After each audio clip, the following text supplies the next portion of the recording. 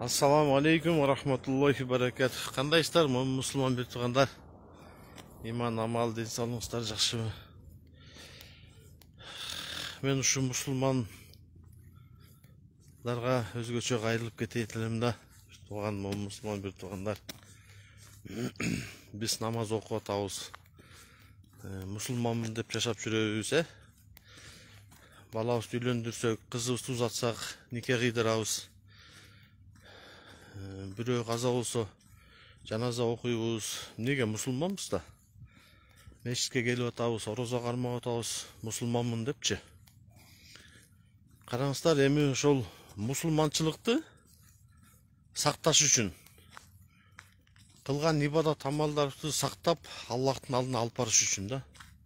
Бул дүйнөдө ибадаттарыбыз кабыл болуш үчүн билесизби эмне керек бир тууган? Адеп акылак керек да. Мен мусулманмын деп туруп, адеп акылагы оңдолбогон киши алтындан сепичке тагынган чочко сыяктуу да бир тууган.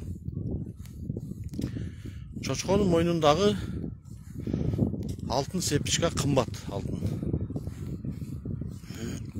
Мусулманчылык да ушунчалык кымбат Аллахтын алдындачы. Бирок сиздин адеп акылагыңыз оңолбосо, адамдарга кылган мамилеңиз, ата-энеге болгон баш ийүүңүз болбосо, аялыңызга жакшы мамиле кыла албасаңыз, анда сиз чочкодон эмне айырмаңыз бар да? Бир туугандар, катуу тийсе кечирим сурайм. Бирок бул чындык, акыйкат болуп атат да. Чындык ар дайым катуу тиет. Эми караңыздар, адеп акылактын булагы каякта? Каяктан оңдойбуз? Мечитке келгенде сиз адеп акылак оңгой албайсыз.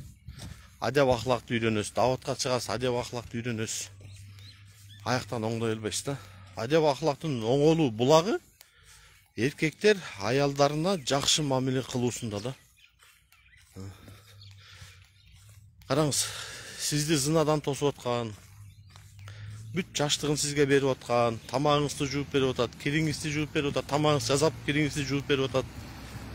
Балдар төрөп берип атат, балдарыңызды багып тарбиялап берип атат. Ушунча көп жакшылык кылган адамга жакшы мамиле кыла албагандан кийин бир тууган. Анан мешитке келип барака тухун айтпай эле коюңуз да. О, доске, о, кандайсың? О, байке, о, инним деп көчөгө чыгып алып, күлүп, аларга тим эле укмуш жакшы акылагыңды көргөн, бул кино бир туугандар. Бул адеп акылакка жатпайт. Бул адамдык сыфатка да жатпайт. Эң биринчи адеп акылакты үйдөн башташ керек. Мешитке чыгабыз, даватка чыгабыз, үйрөнөбүз. Ошону келип биринчи аялдан баштайбыз.